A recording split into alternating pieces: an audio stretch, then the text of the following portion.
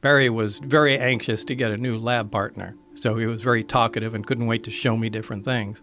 And it was in the demonstration of the reactor working where it caught my attention to where this is technology that doesn't even exist. So, I mean, that was the first time I knew that this is really something different. What was it? What was it? What was it about this reactor that made you think that it didn't exist technologically? Well, it was I actually have to back up because there were some briefings that I read before that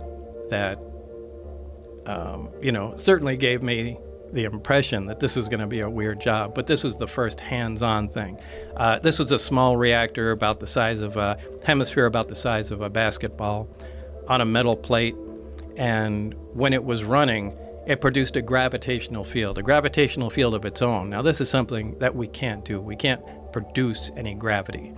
The only way we get gravity is from large quantities of mass.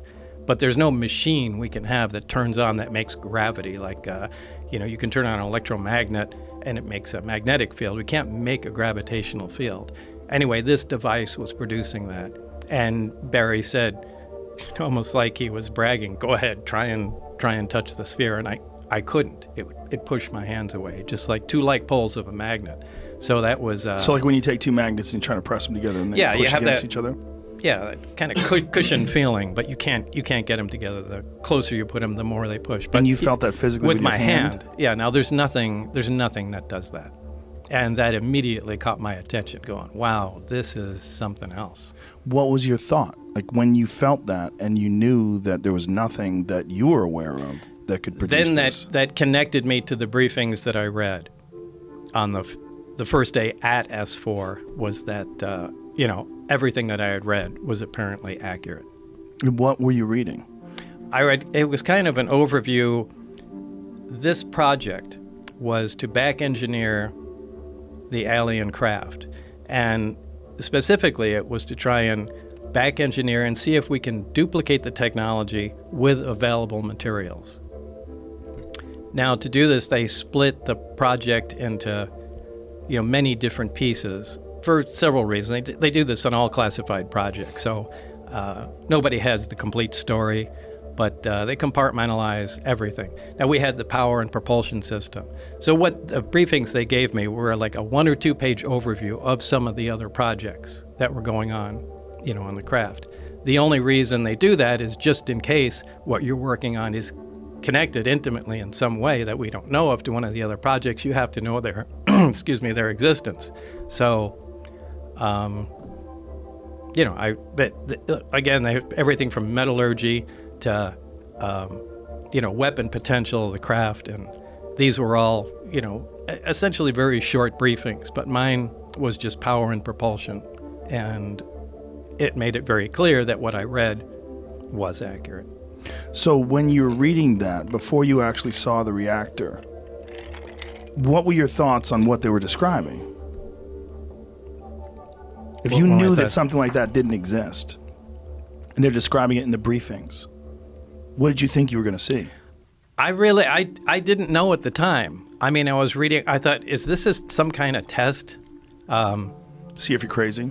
Well, not to see if I'm crazy, to, a lot of times they'll take in real high security jobs. I mean, they'll intentionally insert nonsense into them, whether it's to confuse the fact or if for someone was to leak it out, they would carry that information along and know where it came from. So I read through the documents, but, I didn't know if this was, part of some kind of test or, or what, or was it potentially realistic? I mean, I really didn't consider it being all that possible as far as being the actual thing that I was going to work on at the time. How did they turn it on?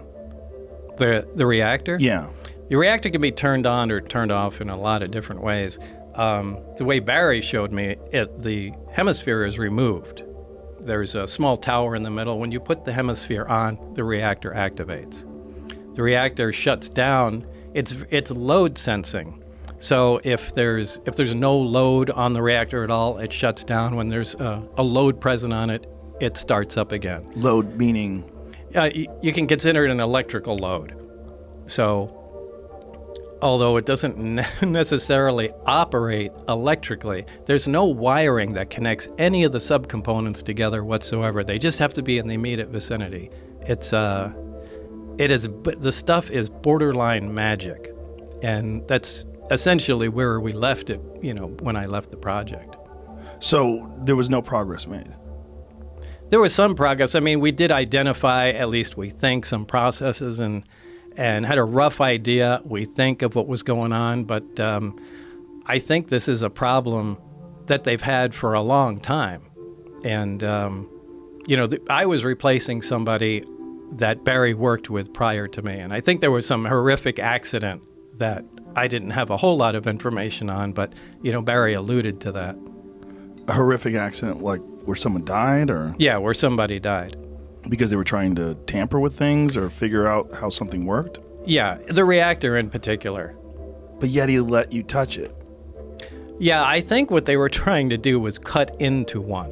Oh, now, Jesus. they had more than one there, and that was supposedly there was an unannounced nuclear test, and that's what it was. At the time, remember, they were still doing underground nuclear tests at the test site. But from what I understand, according to Barry, there was an attempt made. Now, this must have been a pretty desperate attempt because it's not a very scientific process to analyze something that way. But it looked like they used a plasma cutter or something like that to cut into an operating reactor. How many of these things did they have? They had nine craft altogether. I only got hands-on with one of them, so I can't really say how the others operated. Did you see the other ones? Yeah. At one time, and only one time, the bay doors between the hangars were all open, and I could see all the way through. And were they all exactly the same? No, they were all different. Different shapes? Yeah. But they were all from somewhere else? Yeah, absolutely. Now, did anyone make any attempt to explain or to tell you where they came from? No one is the least bit interested in letting everybody know all the facts. They want to give you the minimum information that's necessary to complete your task. So you're not getting the story of where they came from. You're not getting the story of how much progress other people are making. You just focus on the small component. But they gave you some indication that they've been working on these for a while? Yeah. When do you think they acquired these? I really couldn't say. I think they've been around for a while.